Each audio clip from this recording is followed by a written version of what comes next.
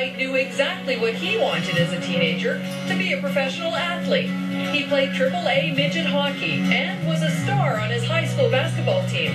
But upon graduation, he decided to devote himself to show jumping.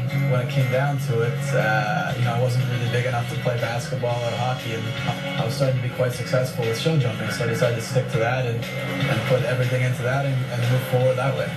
While the biggest decision facing most 18-year-olds is whether to go to university or go traveling, White faced a different dilemma: how to get enough money to finance his dream. The numbers just didn't add up. He had $5,000 to his name, not nearly enough to make a go of it. That's when Eric Lamaze came into the picture. He was very generous, for a young kid coming out of high school, and he let me invest the little money I had into a horse, and we worked together and sold the horse and reinvested the money, and we did that 3, 4, 5 times, and after a while I had enough money where I could really sit down and rent a stable and start my own business and go through the process like that. There's Keean White, Cambridge, Ontario, Selena's Head. What a run here. No faults. As a young rider, I was quite successful, competing against other young riders. And when you move up into the Grand Prix level, it's quite difficult to get started. It can be very demoralizing.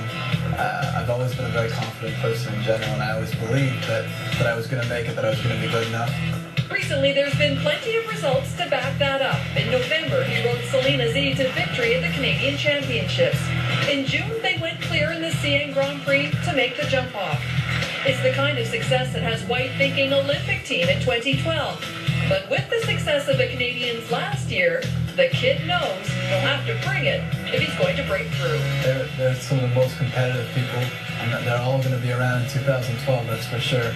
And not one of them is stepping down to say, one of you young riders take my spot. So a lot of us young riders, we're really going to have to step up and take it from them, because they're not handing it over.